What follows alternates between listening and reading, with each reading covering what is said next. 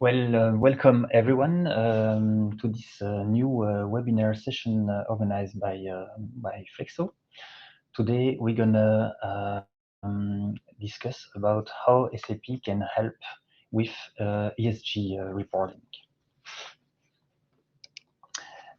Before starting the session, just a little reminder. So this is the third webinar session organized by Flexo. We had a session regarding SAP product costing. We had a session regarding SAP HANA production shop floor extension.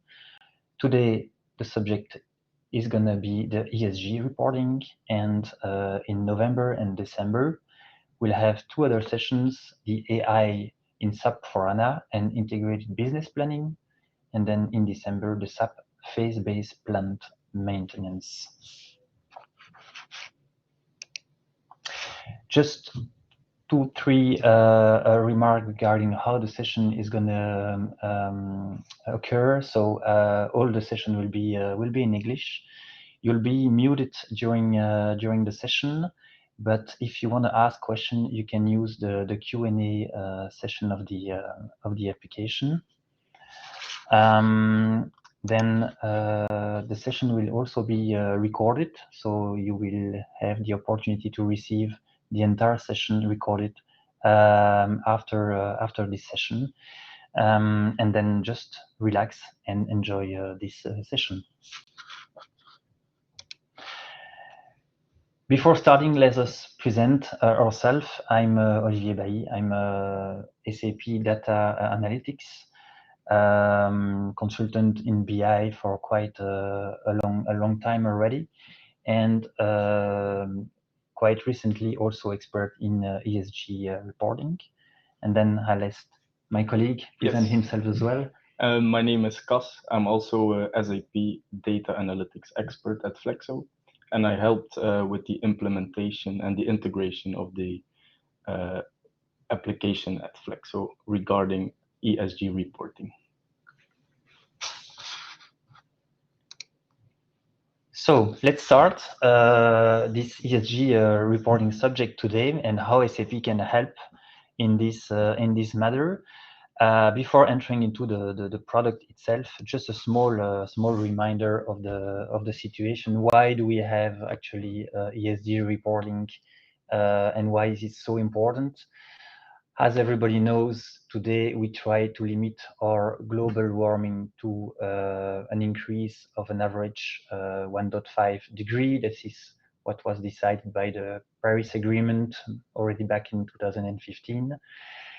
And why do we do that? Just to set a bit the scene and just to remind everyone is that if the global warming goes too far, well, some part on the planet will not be livable anymore. That's what is written actually or shown a little bit on the map on this slide.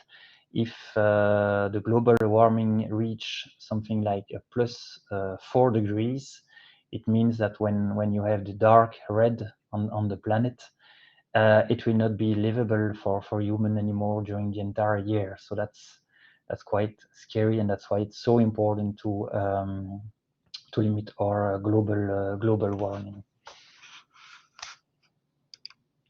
Then, based on this status, well, the European Commission decided to set up what we call the Green Deal. That was something approved back in 2019. And to implement this Green Deal, the European Commission set the objective to be carbon neutral by 2050. That's the main objective that we try to follow. And in order to execute this objective or trying to reach it, a new directive came from the European Commission that will come into effect in 2024. This is what we call the Corporate Sustainability Reporting Directives, which we will discuss a little bit together in the next slide. Of course, 2050, this is an objective in a couple of years. For that, we need to monitor the journey that we will have till these milestones. And in order to monitor this journey, we need reporting, and that's why ESG reporting is coming into the picture, at least the E of the ESG reporting. Today in this session, we will not cover all the aspects of ESG reporting. We will only limit on two main subjects, just to limit the timing as well. We will emphasize a little bit more about what is EU taxonomy and what is the greenhouse gas emission reporting that we need to disclose. So the EU taxonomy, what is the objective of this new regulatory reporting? Well, it's to bring transparency among all the companies in Europe, and also to avoid greenwashing. That's really the two main objectives that Europe want to set forward in the entire European territory. So it is in fact a regulatory reporting framework. It means that all companies will need to disclose new reporting that will be part of the official audit. So exactly like financial data today. It will concern something like 50,000 companies in the entire EU. So it's quite a large number. Company that will be concerned are fall under certain criteria, like if you have more than 250 employees, then you are concerned with the EU taxonomy. There are other criteria that also comes into the picture. What will you need to do with the EU taxonomy? Well, you will need to disclose actually 3 KPIs, which is the turnover, the operational expenditure, and the capital expenditure. And you will need to say how those 3 KPIs are more or less green, so to say.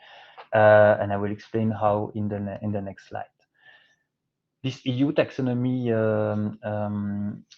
regulatory framework, it will also come mandatory for companies step by step. So we really have a phased approach to make it simple. It will start in 2025 based on 2024 data for large company. So all the companies that were already falling in the previous European directives, which is the NFRD regulation. And then year after year, the number of companies that will need to disclose reporting will evolve. All large companies that will come in 2026, and smaller companies, medium-sized and smaller companies that will come in 2027. So based on data of 2026. Just to give you a little bit the planning that is set up with by the European Commissions. So EU taxonomy, what does that mean? How will you need to disclose data? Well, there are a bunch of standards that were set up by the European Commissions. There are 6 environmental standards. There are 4 social standards and 1 governance standards for the moment. And actually, what you will need to say is to which environmental standard your company substantially contributes. That's the first criteria. Second criteria, you will need to say that you do not significantly harm the 5 other environmental standards that are defined by the European Commissions. And finally, you will need to say that you have a minimum compliance with the social and the governance standards. Of course, this is the general setup to say how you need to be compliant with the EU taxonomy. Based on that, there are a bunch of documents that are issued by the EU Commissions in order to say, okay, how can you substantially contribute?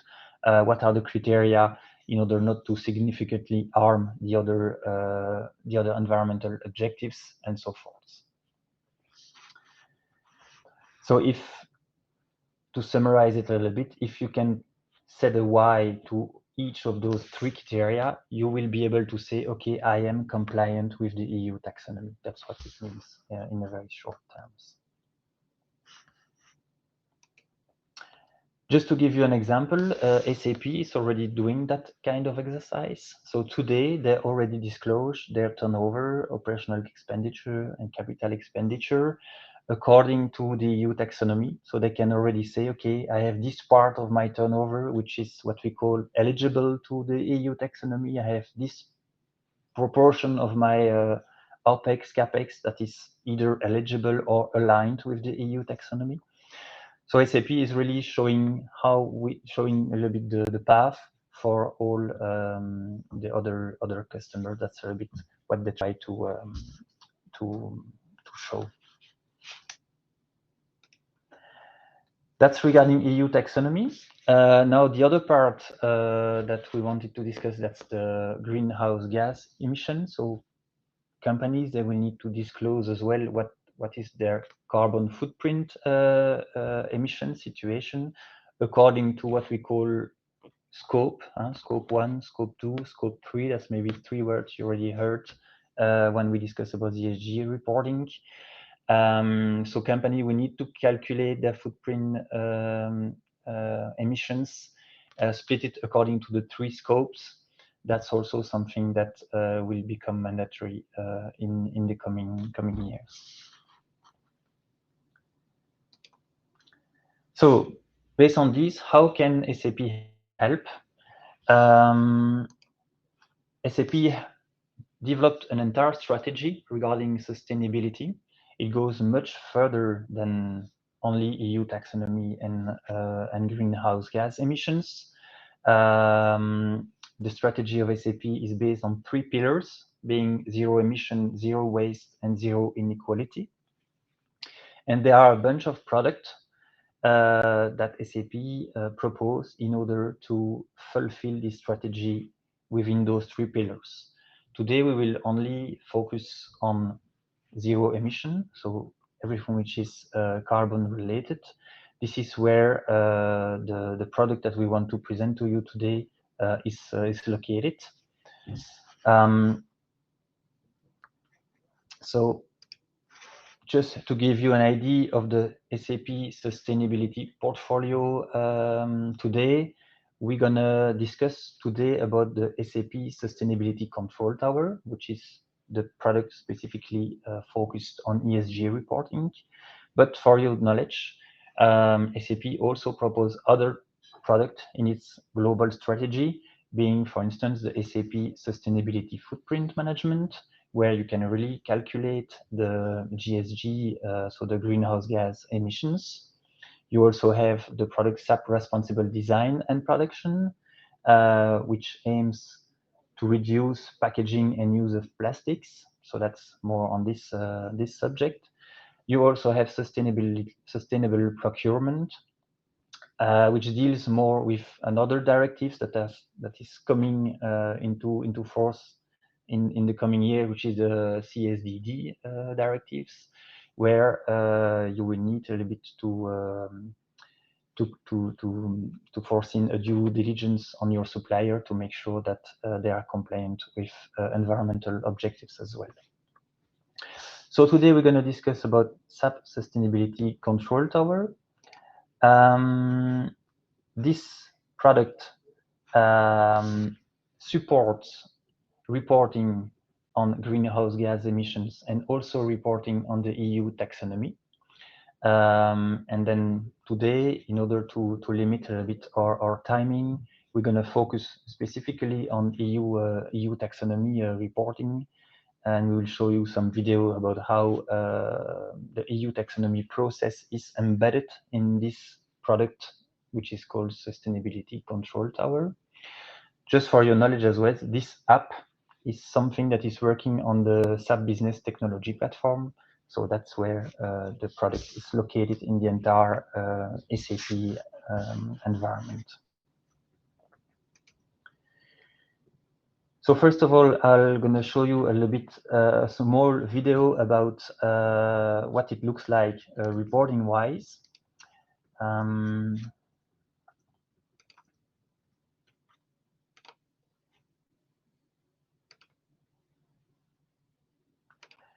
So this is actually a kind of a app with which is launched via SAP Fiori. So you can already see that the control tower, you can already have some different KPIs that are pre-formatted on your starting page. And then you see that you have EU taxonomy management dashboard.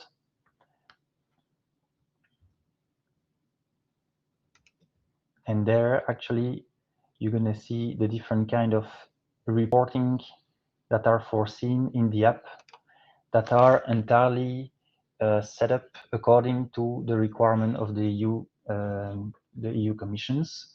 For instance, you can see the three KPIs: turnover, capital expenditure, and operational expenditure. And for each of those KPIs, the system is going to split the data according to what is eligible and what is aligned in the EU taxonomy. And it is exactly this kind of reporting that Europe is asking to disclose. In the app as well, you're going to see the data a little bit more in detail. So you're going to see for the turnover again and the two other KPIs as well, to which economic activity it relates to. That's something that is foreseen in the application. Of course, if you mouse over each bar, it will show you the data included in each chart. Something else as well, you have additional details that are available. So you're going to see, okay, from the three KPIs to which legal entity it is linked to, because that's also a requirement that is asked by the European Commission, is to disclose data by legal entity. And you will also see for each activity, you can recognize here the different columns, which are the criteria that I showed you earlier on the slide, saying, okay, MS stands for the substantial contribution, DNSH stands for do not significantly harm, and you can see if you could answer a Y or a no to each criteria, meaning that you are aligned or eligible but not yet aligned with the criteria.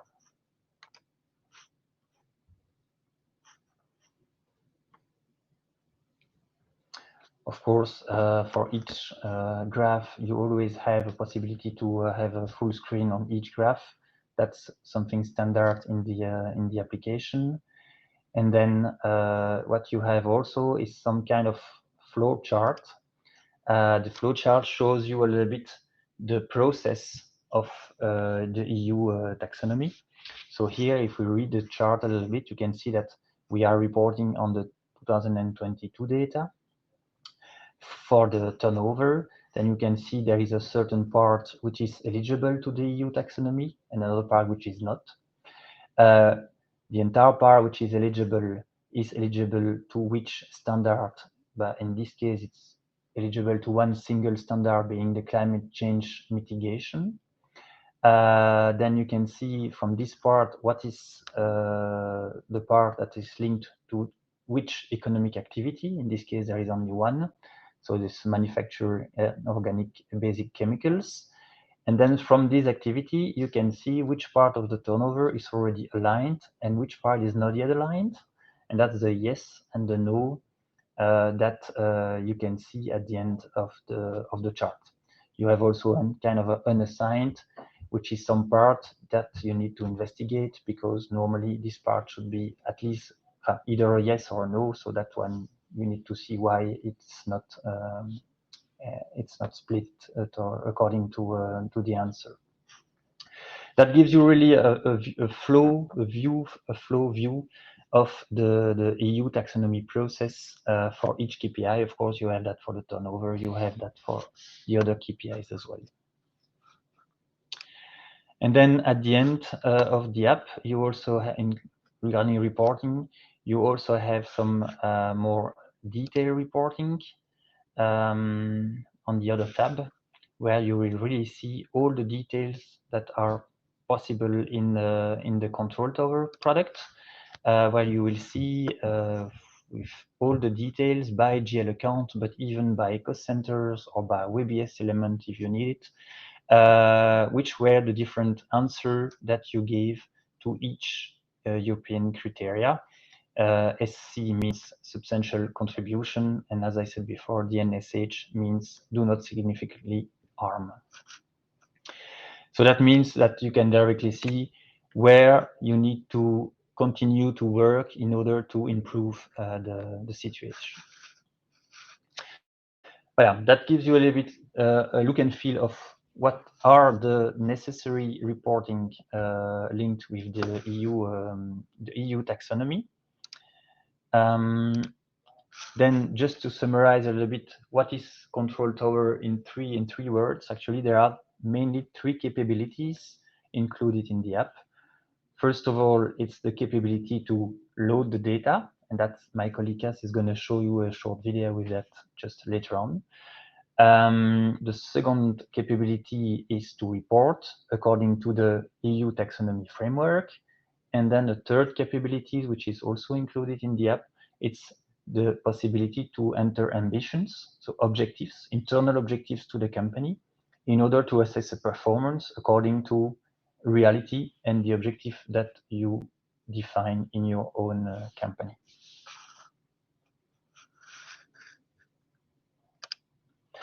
Another slide which is really interesting. This one is a little bit maybe I hope it's not too small, but you need to know that in the Control Tower you have a set of metrics, official metrics that are included in the app when you install the product the first time. And you can see here all the metrics that are delivered by SAP when you install the package. It's also quite interesting because everything which is in green are actually the metrics that are necessary to be compliant with the different ESRS standards. Maybe that's something that you heard as well. That's also something that is linked with the EU Commission requirements. And SAP gave also the mapping with the GRI code in order to maybe be compliant with GRI as well. And you can see at the end all the different metrics that are relevant specifically for the EU taxonomy.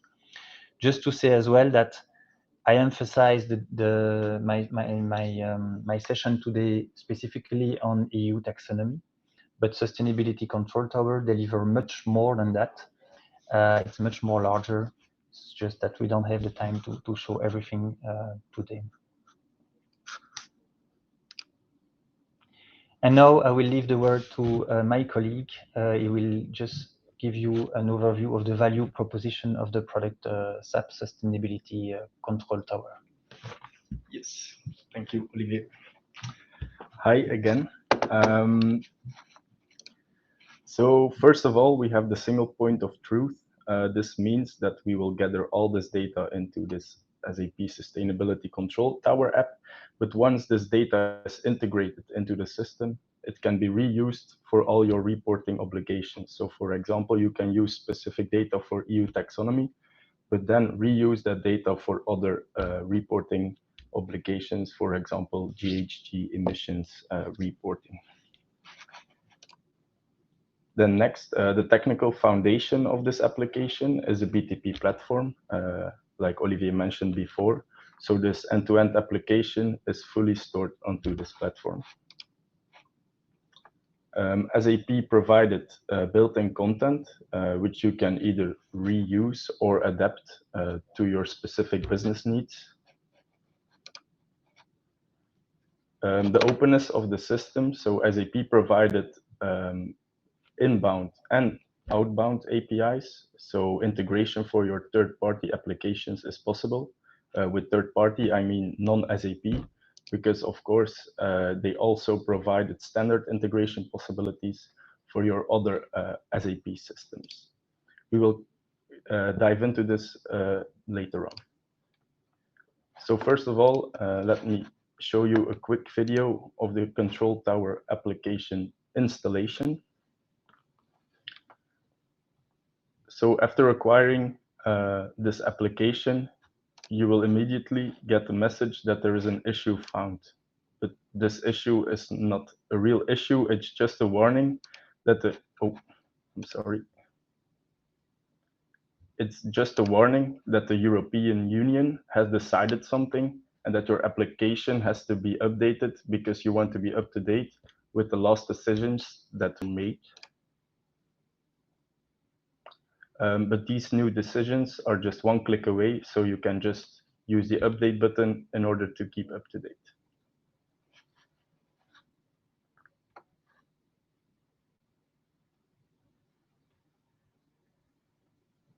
So after the installation of these packages, you can also dive into the process engine.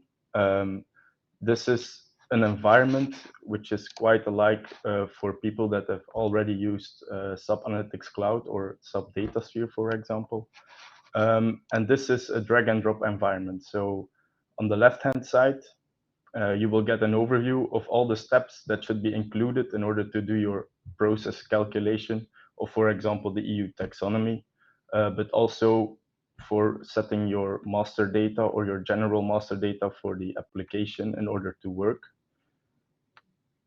So this is a drag and drop menu. And then SAP, so every step requires an import. So you have to import the data that is later being used for the calculation process. And here I will show you an example of how to import a CSV file into a specific environment. So you can just select the CSV file coming from your local machine or a SharePoint from your company.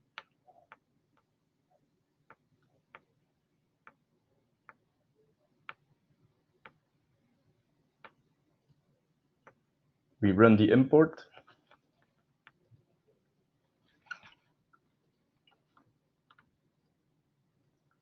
Once the data is imported, we get an overview or a preview. Then we want to validate this import. So the validation step is also included in the pre-packaged content. And when no errors are popping up, we can just persist this data into the system.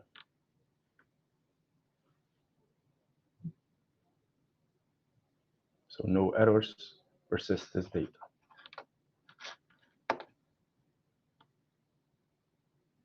So that's basically the setup of your calculation process environment.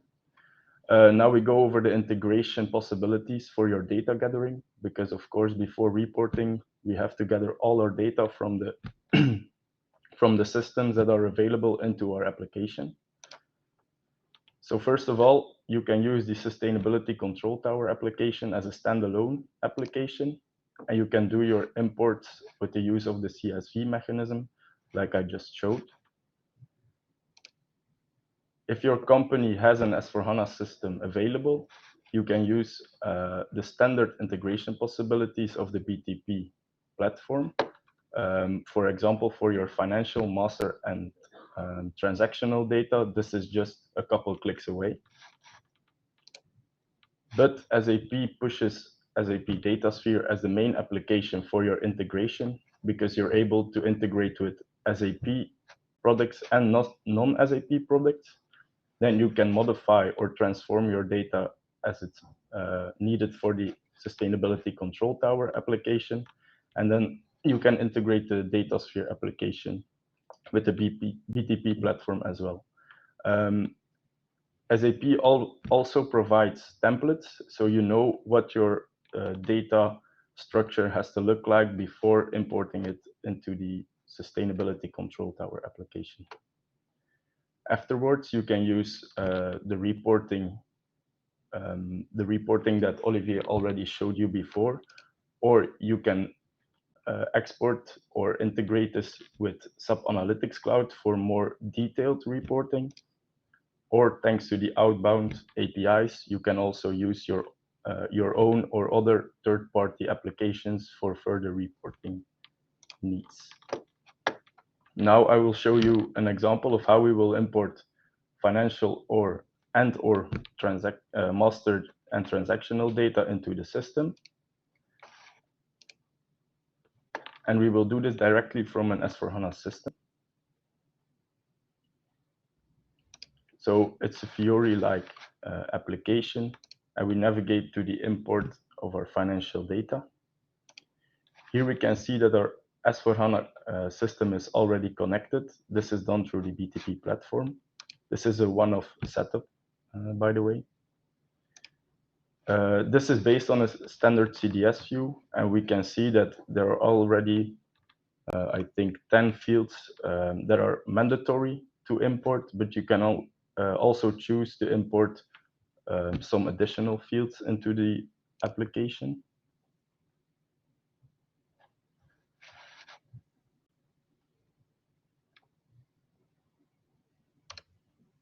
After choosing the fields, we can scope our data, for example, for 1 year, but we can also put further filtering into the import, for example, for GL accounts or assets.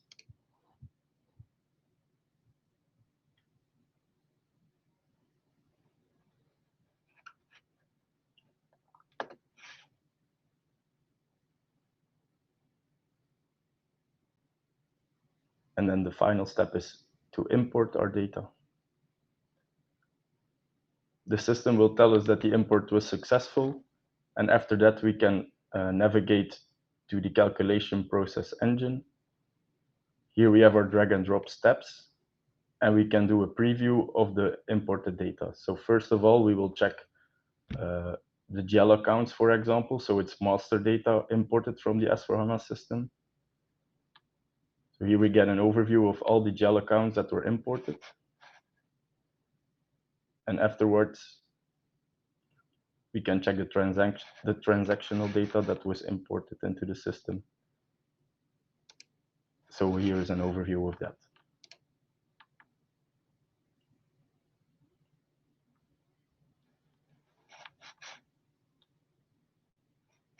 Okay, that was it for the integration.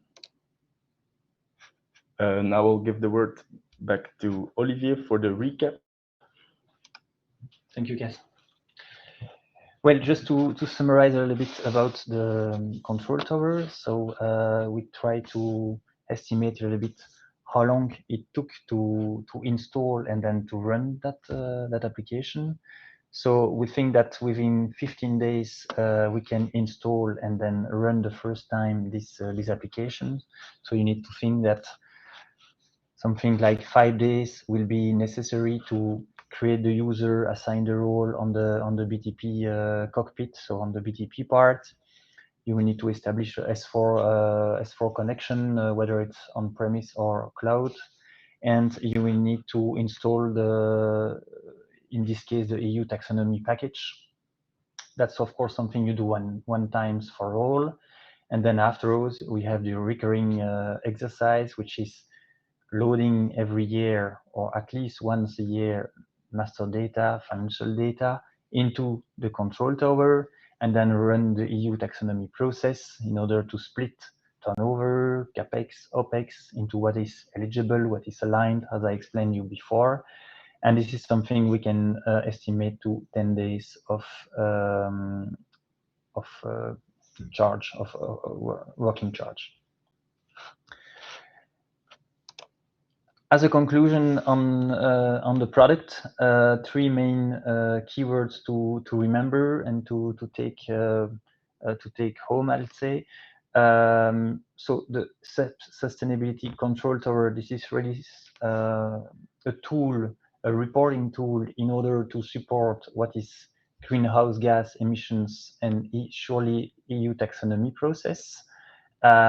This falls into what is everything which is ESG reporting related.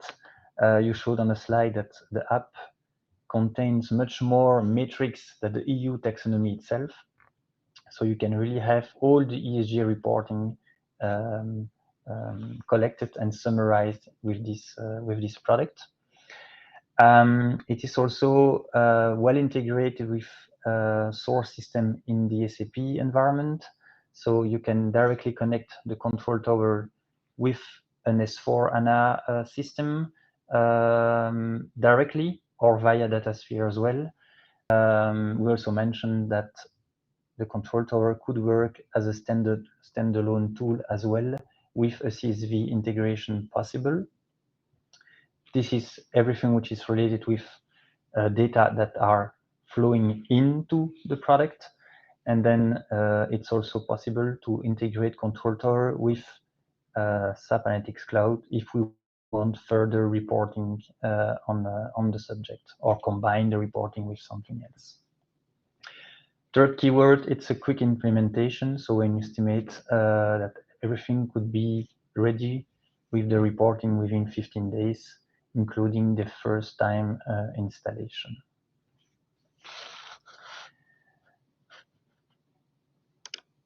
This is the end of our session. Now we will take some time to take some questions if there are. Need to switch, I think, to yeah.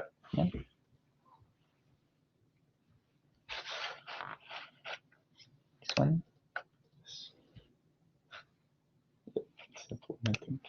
Voilà.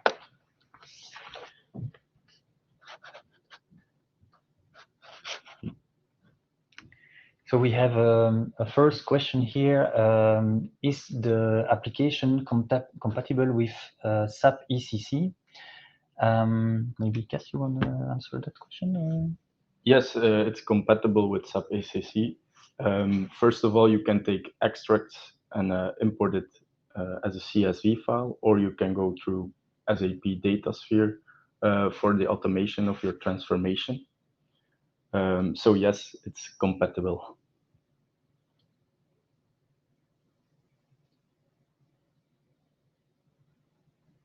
I receive another question being any initial estimates on the license cost. For the license cost, it's not user-based, it's records-based. So it's by a number of bunch of records that your license is organized. And I think that the first, for a bunch of records, the first step is 1 million records. So you have a kind of a minimum license with 1 million records. That is this is how the app is organized, license-wise. And if you have other more precise question regarding this, it's also the best way to contact maybe our specific sales representative at Flex. So that's also something we can organize.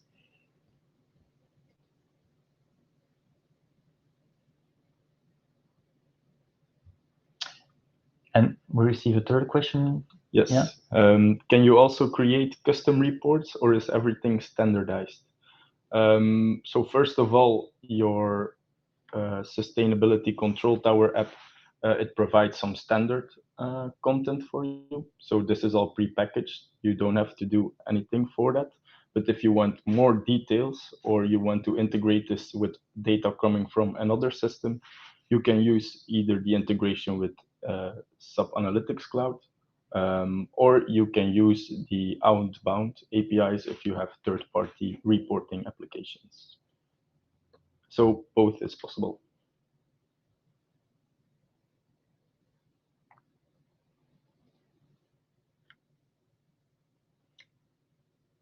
I receive here another question being, is it best to wait on SAP S/4HANA implementation migration before starting to report on ESG?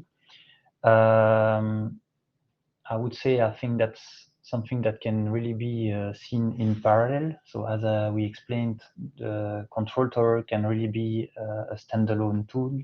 So we can start using the control tower as a standalone tool during any S4HANA implementation, and then connect both systems together once the implementation or the migration is finalized.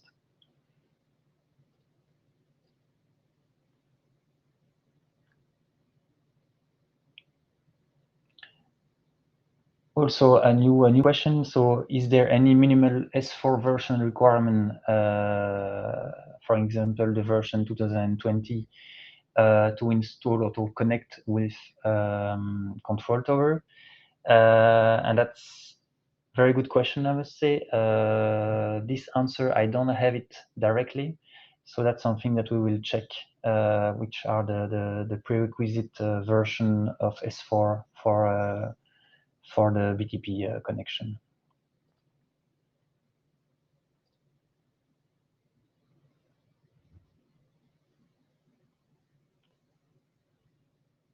And then another question that we receive: do you have an estimate of the workload to add relevant label to the dataset, financial, for instance, amount of fuel, to be able to use data for ESG reporting?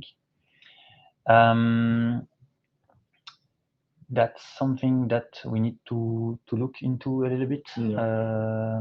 I know that there are some, so the application is done with some templates, so predefined template, and we need to see if this kind of data is foreseen actually in the application.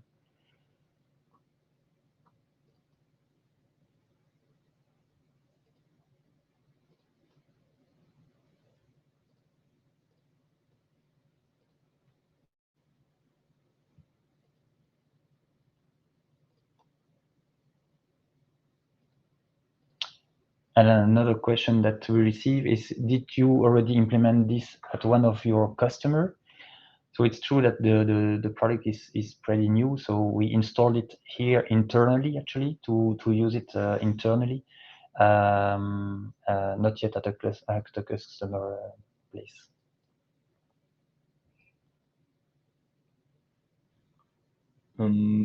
Another question. So SAP Analytics Cloud could also report any sustainability data stored in CSV format.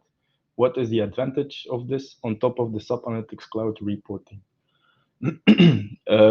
Yes, indeed, you can report based on the CSV file, for example, but I think the advantage of this application is that you can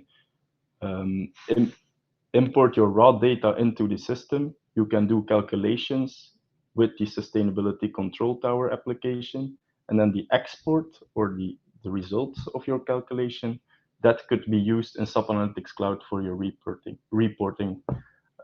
So I think the main advantage is that you can leverage raw data and get calculations as an output from the system, yeah, which cannot be calculated in SAP Analytics Cloud unless you develop your own calculations, for example, with data actions or other scripting capabilities.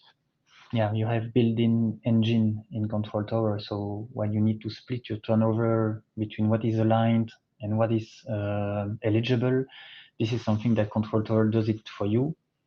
It doesn't exist, of course, in SAP Analytics Cloud. So you could build it, as Gas said, but you need to take time to build those data action while it is delivered built-in, yes, in the Control Tower. As well as we mentioned before, if the European Union makes a decision, you have to take this into account that indeed, every time these decisions are made, you have to integrate that with your custom-built SAP Analytics Cloud application. However, the Sustainability Control Tower application, these decisions are just one click away. So yeah, I hope this answers your question.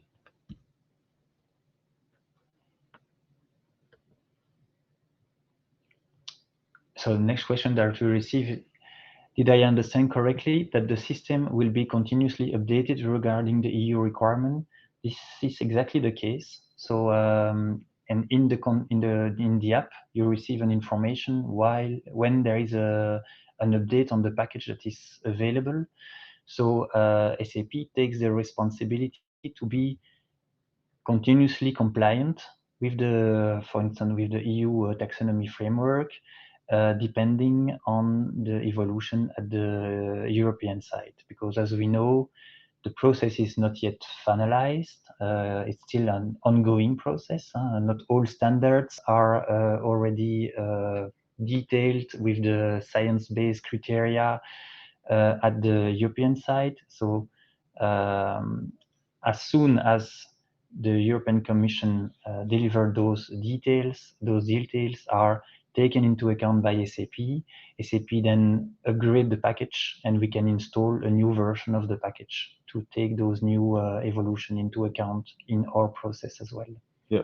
So this was the video that we showed before, that you get some kind of warning, like, oh, you're not up to date with the last decisions that were made by the EU.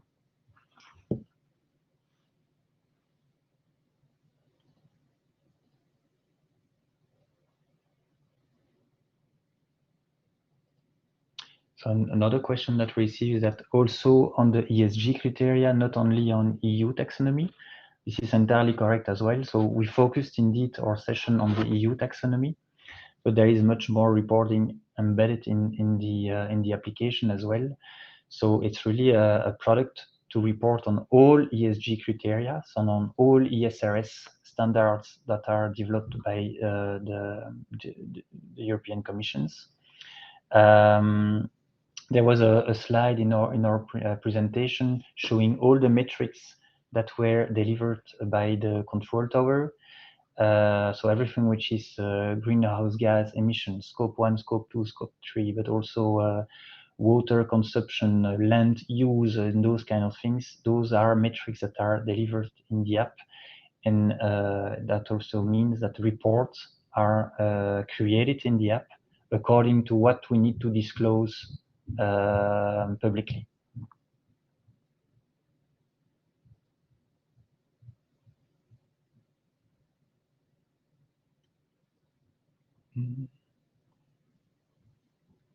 Okay, so the next question, is the EU requiring the software to be certified when using it to make the ESG reports?